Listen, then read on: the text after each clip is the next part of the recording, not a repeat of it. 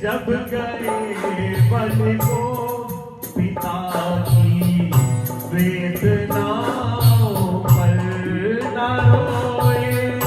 जब गए वन को पिता की वेदनाओं पर, पिता की वेदनाओं पर हृदय से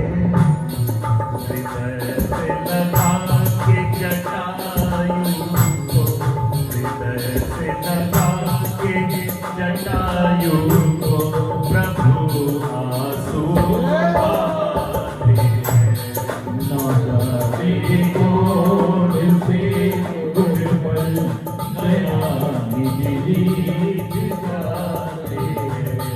यही हरि भक्त कहते हैं, यही हरि भक्त कहते हैं, यही गाते हैं। ना जाने कौन से गुण पर नया निज रीत गाते हैं। ना जाने कौन से गुण पर नया निज रीत जाते हैं।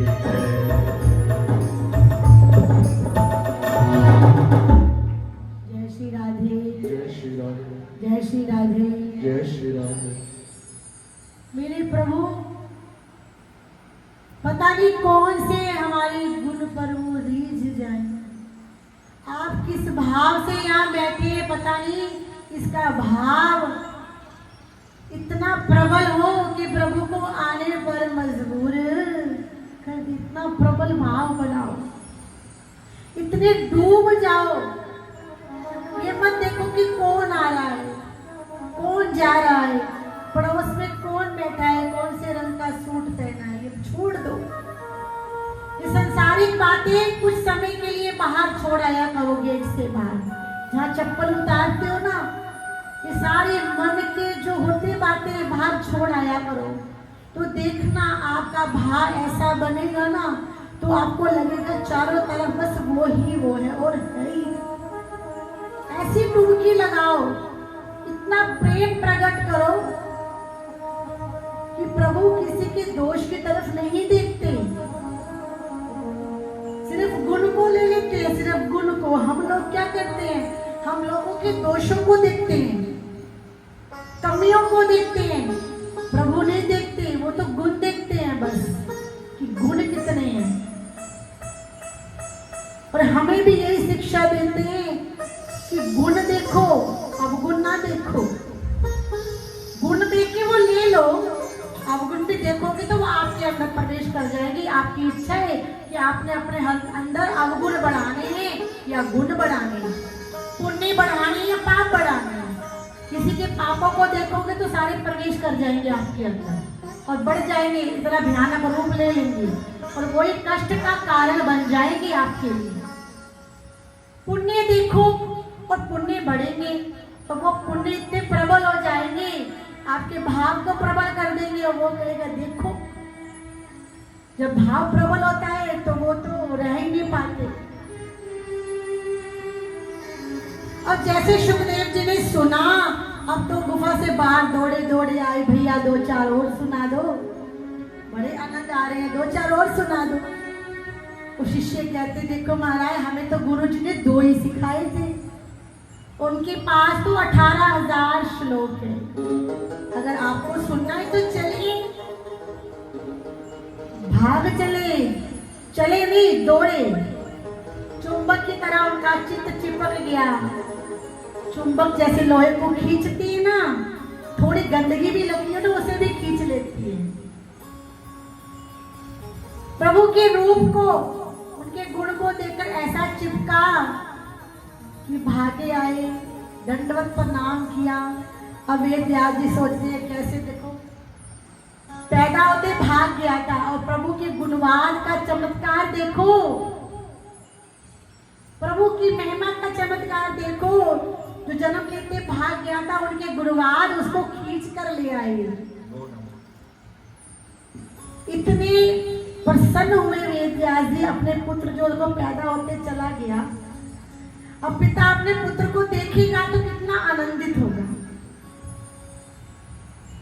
हृदय से लगाया और उसे 18 के 18,000 श्लोक उसके आगे परोस दिए। एक एक करके सारे श्लोक उसे पढ़ा डाले, भागवत संहिता प्रकट कर दी। और वही भागवत संहिता सुखदेव जी महाराज ने अपने हृदय से आत्मसात किया, मिठास को डाला के। एक रसगुल्ला होता है ना, अब रसगुल्ला तो बना के हलवाई ने तैयार कर दिया, जिसने भी किया। उसके बाद क्या किया है, वैसे तो नहीं खिलाते, उसको चाशनी में डुबो के रखते हैं। कुछ समय डूबा रहेगा तो मिठास अंतर तक जाएगी, फिर जाके उसे परोसा जाता है, फिर खाने में मिठास आती है। और सुखदेव जी ने अपने हृदय की चाशनी में, अपने हृदय की मिठास में उस भागवत के श्लोकों को आत्मसात किया, उसे इतना मीठा कर दिया। मीठा करने के बाद उन्होंने ये अमृत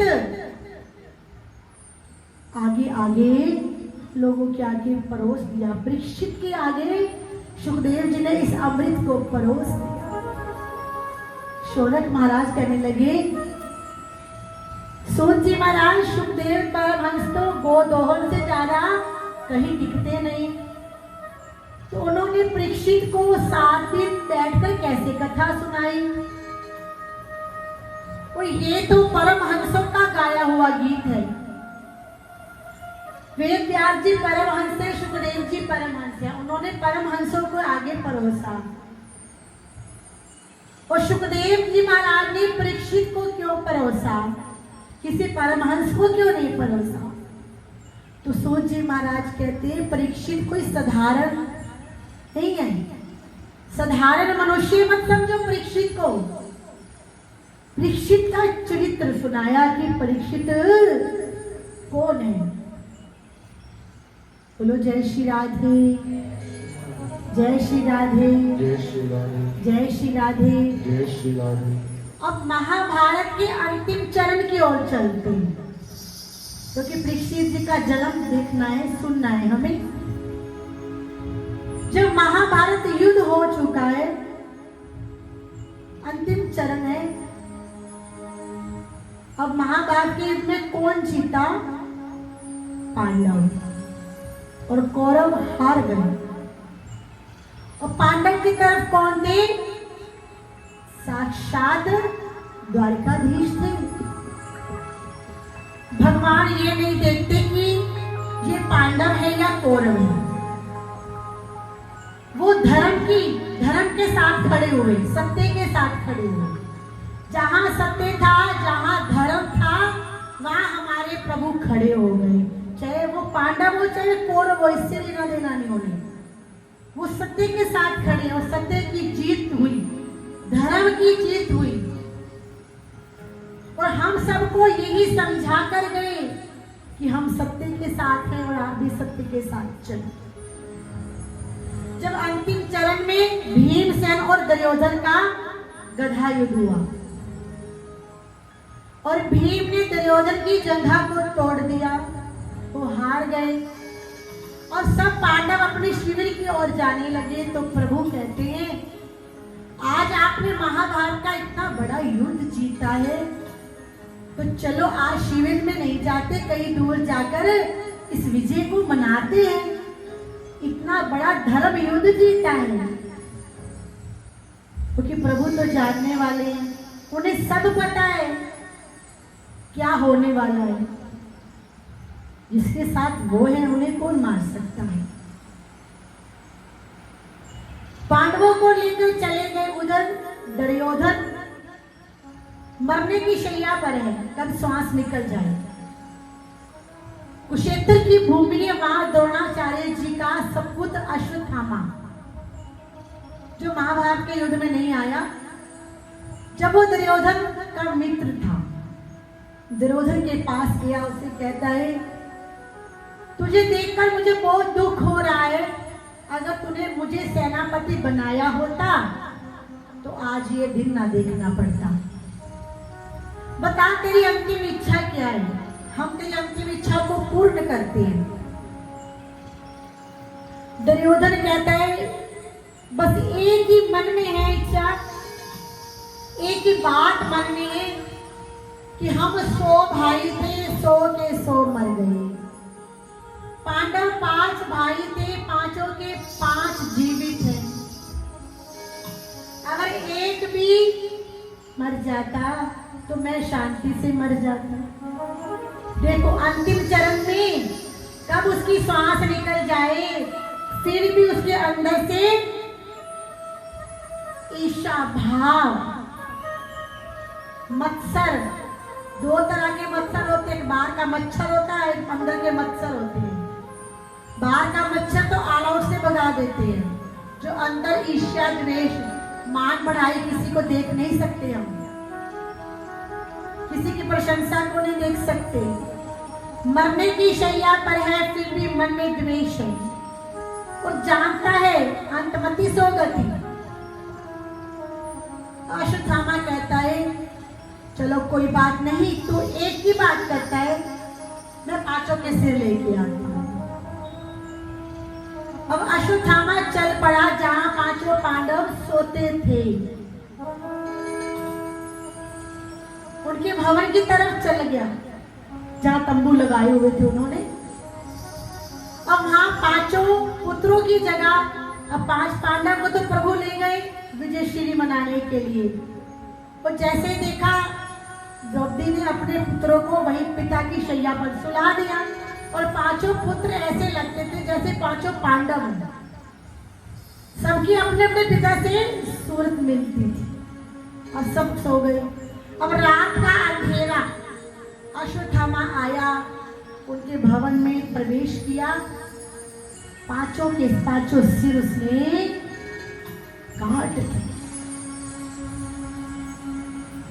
उसने देखा नहीं कौन, और वैसे ही उसने गठड़ी बनाई और दुर्योधन के पास ले आया। देख दुर्योधन, तू एक कहता था मैं 5 के सिर ले आया।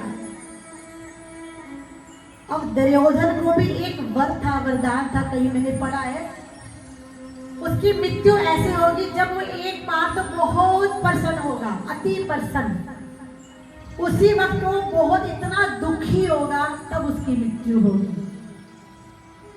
जैसे दुर्योधन ने सुना हाय हम तो एक को भी नहीं मार पाए, 5 को मार के ले आया, इतना प्रसन्न हुआ, सुनने मात्र से इतना प्रसन्न हुआ। और जैसे ही गठड़ी खोली, क्या देखा कि 5 पांडव के पुत्र हैं। उसका हृदय इतना दुखी हुआ कि तूने ये क्या कर दिया, तूने तो हमारे कुल में पानी देने वाला नहीं छोड़ा। थे तो हमारे भाई के पुत्र, हमारे तो सारे गए, अब इन्होंने तो जानने देने थी हमें, तूने पानी देने वाला कोई नहीं छोड़ा, तूने क्या, इनका क्या कसूर था बच्चों का। इतना दुखी हुआ, उसी समय उसके प्राण निकल। अब अश्वत्थामा डर गया कि अब मुझे अर्जुन नहीं छोड़ेगा, अब अर्जुन जीवित है, अब नहीं छोड़ेगा। अब अश्वत्थामा भागने लगा, उधर जैसे द्रौपदी सूर्य चढ़ा तो देखा कि पुत्र उठ के नहीं आए। वो क्या देखता है, उनके शिविर में से लहू की धारा बह रही है। इतना दिल में हुआ पता नहीं, हे भगवान सब ठीक हो, हे भगवान। और जैसे ही उसने प्रवेश किया कि 5 पुत्रों के सिर नहीं थे, चित्कार उठी। एक मां पर क्या बीतती, जिसका एक पुत्र चला जाए, उसके 5 के 5 पुत्र के सिर लहू धारा बह रही, चित्कार उठी, सिर मारने लगी, इतना चित्कारा कि पांडव भागी आए, दूर तक आवाज गई, कुंती मैया आ गई, प्रभु आ गए। देखती मां का हृदय जानता है कि जब पुत्र चला जाए, ऐसे छोटे छोटे पुत्र एक साथ, मां तो तभी मर जाती है, शरीर जीवित रहता है, मां मर जाती है। अर्जुन से रूहानी का, द्रौपदी मैं तुझे आज प्रतिज्ञा करता हूं, जिसने भी मेरे पुत्रों को मारा है तेरे सामने लाकर मारूंगा मैं, तू मत रो। भगवान को साथ लेके भगवान के रथ पर विराजमान होकर चल पड़े। आगे अश्वत्थामा भाग ही जा रहा है। और जैसे अश्वत्थामा ने देखा कि अब मैं बचने वाला नहीं, उसने ब्रह्मास्त्र छोड़ दिया, अर्जुन पर ब्रह्मास्त्र छोड़ दिया। अब अर्जुन घबराने लगा। प्रभु कहते तू क्यों घबराता है, तू भी छोड़ ना ब्रह्मास्त्र। फिर अर्जुन ने ब्रह्मास्त्र छोड़ा, से दोनों को शांत किया, तो अश्वत्थामा को रस्सियों से बांधा। तो प्रभु ने कहा अर्जुन ये आटा काई है। कहते सोए हुए तो कभी नहीं मारना चाहिए, चाहे सोया हुआ शत्रु भी क्यों ना हो, गर्भवती स्त्री हो, सोए हुए बालक को, पागल को कभी नहीं मारना चाहिए। इसने सोए हुए बालकों को मारा, ये आटा काई, इसे अभी मार दे। अर्जुन कहता नहीं, मैंने प्रतिज्ञा करी है, द्रौपदी से कहा है कि तेरे सामने लाकर मारूंगा। और उसे रस्सियों से बांधकर, रथ से बांधकर घसीट कर लेके आए। तो जैसे घसीट कर वहां पहुंचा, वो द्रौपदी ने जैसे देखा, देखो द्रौपदी का हृदय देखो, अश्वत्थामा की रस्सियों को खोलने लगी, बंधन मुक्त करने लगी। अर्जुन कहते ये क्या कर रही हो? मुझे तामेश ब्राह्मणो नित्रहा गुरु, ये तो ब्राह्मण है, और ये ब्राह्मण ये तो गुरु पुत्र है, और गुरु पुत्र तो गुरु के समान होता है। तो आपने इस तरह रस्सियों से बांधा है गुरु पुत्र को? नहीं। अर्जुन कहता है तुम्हें दया आ रही है, तेरे 5 पुत्रों को इससे मारा, तुझे दया? कहते दया नहीं आ रही मुझे दया इसकी माता पर आ रही है, जिस शोक सागर में मैं डूबी हूँ। मैं जानती हूँ पिता पुत्र के मरने का क्या दुख होता है, मैं नहीं चाहती वो दुख इसकी माँ को भी हो, उसकी माँ भी रोए, मैं नहीं चाहती। मेरे पास तो मेरे पति हैं, उनके पास तो उनके पति भी नहीं है, एक पुत्र है, मैं नहीं चाहती, खोल दो इसे। युधिष्ठिर कहते हैं मैं भी द्रौपदी के साथ हूँ कि धर्म के अवतार है युधिष्ठिर। कहते द्रौपदी सही कह रही है, अब वो चले गए, वो वापिस नहीं आ सकती, हम अपना कर्म क्यों बिगाड़े? अर्जुन कहते मैंने प्रतिज्ञा करी है। भीमसेन कहता है तुम छोड़ दो, मैं नहीं छोड़ूंगा, जो मर्जी कर लो। अब क्या किया जाए? अब भगवान की तरफ देखता अर्जुन, भगवान क्या करूं? भगवान कहते मैंने कहा था ना कि मार दो, आका ताई को पूछताछ करके वही मार देना चाहिए, छोड़ना नहीं चाहिए। बताओ अब अटक के बीच में। अर्जुन कहते प्रभु बताओ ना क्या करें, कोई तो रास्ता दिखाओ। प्रभु बोले वो वही करो जो धर्म कहता है। और धर्म क्या कहता है? ब्राह्मण कितना भी पतित हो, अधम हो, वो मारने योग्य नहीं होता। और शास्त्रों में ये भी स्पष्ट किया गया आटा ताई जैसा भी हो उसे मार देना चाहिए। अर्जुन कहते वाह महाराज, एक बात बताओ, दोनों तरफ ही कर दिया आपने। एक तरफ कहते ब्राह्मण को मारो ना, एक तरफ कहते आटा ताई को छोड़ो ना। प्रभु कहते मैंने तो जो कहना था कह दिया, जो करना है करो।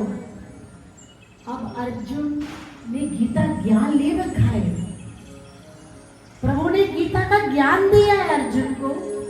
समझ गए कि मेरे प्रभु क्या कहना चाहते हैं, प्रभु की भाषा को वो समझ गए कि ब्राह्मण की हत्या नहीं करनी चाहिए, शरीर का वध नहीं होता, उसका अपमान कर दो, अपमान करके बाहर निकाल दो। अपमान करना ही ब्राह्मण के वध के समान होता है। बोलो श्री राधे, श्री राधे। अब अर्जुन ने अश्वत्थामा के माथे पर एक चमकती मणि थी, उसे निकाला और धक्के मारकर शरीर से बाहर निकाला। अभी भी अश्वत्थामा का क्रोध कम नहीं हुआ, इतना कुछ कर लिया, अभी भी क्रोध नहीं कम हुआ। अब जैसे धक्के मार के बाहर निकाला, सोचता है अब बदला लूंगा। अब क्या बदला लेगा? इनके वंश में पानी देने वाला नहीं छोड़ूंगा। अपने छोड़ा कहाँ है? उसकी दृष्टि कहाँ गई? जो अभिमन्यु था, अर्जुन का पुत्र, जो वीर गति को प्राप्त हो गया था, उसकी पत्नी उत्तरा गर्भवती थी, वहां पर निगाह गई कि वो ही है एक बच्चा। ब्रह्मास्त्र छोड़ दिया उत्तरा के गर्भ पर शिशु को नष्ट करने के लिए। और उधर से प्रभु द्वारकाधीश पांडवों से विदा ले रहे हैं, क्योंकि उन्हें राज सिंहासन पर बिठा दिया। विजय श्री दिलवादी प्रभु का कार्य हो गया। अब प्रभु कहते पांडवों से बहुत समय हो गया है, अब हमें विदा दो, हम जाना चाहते। अब पांडव प्रभु के बिना नहीं रह पाते, नहीं जाने देना चाहते प्रभु को। तो प्रभु कहते नहीं, हमें जाना होगा। कितना समय हमें अपने पास रख लोगे? बड़ी मुश्किल से पांडवों ने प्रभु को विदा दी। प्रभु रथ पर विराजमान हो रहे हैं। प्रभु का एक हाथ रथ पे है, एक पैर रथ पे है, ऐसे रथ को पकड़ा हुआ है, और एक हाथ से आशीर्वाद दे रहे हैं सब पांडवों को। तो जैसे आशीर्वाद दे रही है, उधर से उत्तरा के गर्भ में ब्रह्मास्त्र छोड़ा गया। तो उत्तरा भागी भागी पाही माम करती हुई प्रभु के चरणों से लिपट गई। भवन से भागती हुई प्रभु ने देखा पांडवों की वधु कैसे उत्तरा कैसे भागती हुई आई, चरणों में लिपट गई। प्रभु मेरी रक्षा करो, मेरे गर्भ के शिशु को रक्षा करो, मुझे अपनी देह की रक्षा नहीं चाहिए। अगर ये शिशु नष्ट हो गया तो पूरा कुरु वंश नष्ट हो जाएगा। ये ब्रह्मास्त्र मेरी और आ रहा है, प्रभु मुझे रक्षा करो। जब द्रौपदी की लाज लूटी गई ना भरी सभा में, तो द्रौपदी ने क्या किया? सबकी तरफ देखा, पतियों की तरफ देखा बचाएंगे, गुरुओं की तरफ देखा, राजा की तरफ देखा, पितामह की तरफ देखा। जब सब तरफ से हार गई, फिर प्रभु को उसने पुकारा। पर उत्तरा ने ये गलती नहीं की।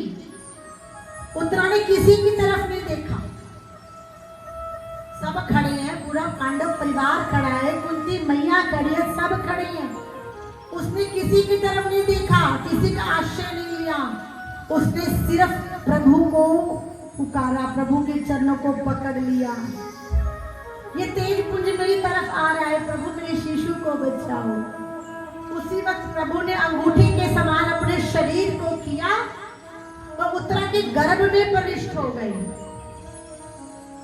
देखो कितना पवित्र गर्भ है उस माँ का, जहाँ भक्त और भगवान एक साथ बैठ गए। कितनी परम पवित्र उसकी गर्भ, उसका कुल। और प्रभु ने जाके उस ब्रह्मास्त्र को शांत किया। और परीक्षित नन्ही नन्ही आंखों से प्रभु को देख रहा है, दर्शन कर रहा है। कई तो ये भी कहते हैं कि सूक्ष्म रूप में प्रभु 9 महीने उत्तरा के गर्भ में रहे। कई अलग अलग सबके ग्रंथों में लिखा हुआ है। नन्ही नन्ही आंखों से देख रहा है प्रभु को। अब जब प्रभु ब्रह्मास्त्र से रक्षा करके बाहर आए, उत्तरा से पूछते बेटा ठीक हो, कोई कष्ट तो नहीं? उत्तरा का कंठ इतना अवरुद्ध हो गया कि वो बोल नहीं पा रही, अश्रुधारा बह रही है, बोल नहीं पा रही। किस तरह प्रभु की स्तुति करूं? प्रभु पुनः रथ पर विराजमान होने लगे। अब कुंती मैया आगे आ गई। वो देख रही है कि प्रभु इतना बड़ा कार्य करके जा रहे हैं और कोई प्रभु की स्तुति नहीं गा रहा, कोई धन्यवाद नहीं कर रहा। अगर ये शिशु नष्ट हो जाता तो सारा कुरु वंश नष्ट हो जाता। इतना बड़ा कार्य प्रभु ने किया। कुंती मैया हाथ जोड़कर प्रभु का धन्यवाद करने लगी, प्रणाम करने लगी, प्रभु आपको बारंबार। प्रभु कहते बुआ ये क्या कर रही, उल्टी गंगा क्यों बहा रही हो?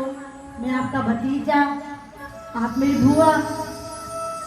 कुंती मैया कहती बुआ बुआ करके ना अब मुझे मेरी अपनी भगवत्ता को मत छिपाओ। मैंने आपकी भगवत्ता बहुत बार देखी है और मेरे हृदय में इतने उद्गार हैं और हर बार आप बुआ बुआ कहते मेरे उद्गारों को छिपा देते हैं। आज नहीं, 26 श्लोकों में कुंती मैया ने भगवान की स्तुति की कि हे प्रभु, हे नारायण, आपके चरणों में मेरा बारंबार नमस्कार। आपको तो कोई भी जान नहीं पाता, संत महात्मा, विमल आत्मा कोई भी नहीं समझ पाता, तो मैं स्त्री जाति आपको कैसे समझ सकती हूँ कि आप कौन हो। मैं तो इतना जानती हूँ, आप मेरी भाभी देवकी और भैया वासुदेव के पुत्र हो और जो आपने मुझे दिया, जो मुझे मिला, वो मेरी भाभी देवकी को भी नहीं मिला। प्रभु कहते क्यों ऐसा?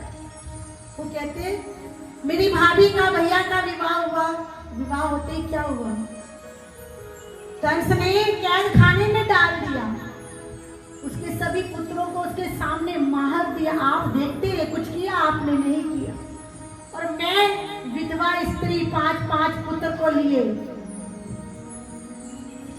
और शत्रु कहीं बाहर के नहीं, घर के शत्रु षड्यंत्र में लगा रहे हैं।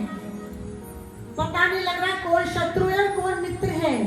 इतने षड्यंत्र मेरे बच्चों के साथ हुए। कैसे भीम को जहर भरे लड्डू खिलाए गए और आपने उस जहर के लड्डू को अमृत बना दिया। गरल सुधार पु करहे मिताई, गोपद सिंधु अनल सितला। मित्र को, दुश्मन को आपने मित्र बना दिया, अग्नि को आपने शीतल कर दिया।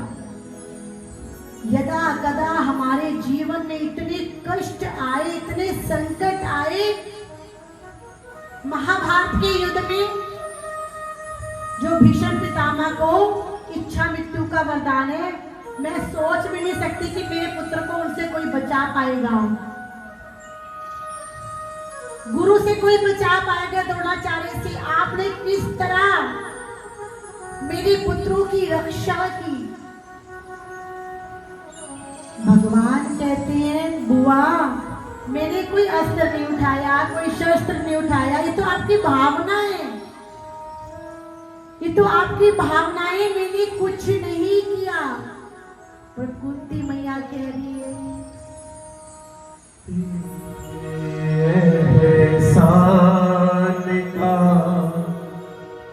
बदला चुकाया जा नहीं सकता। मेरे हर श्वास में रहता भक्त अधिकार तेरा है। मिला मुझको, मिला तुमसे।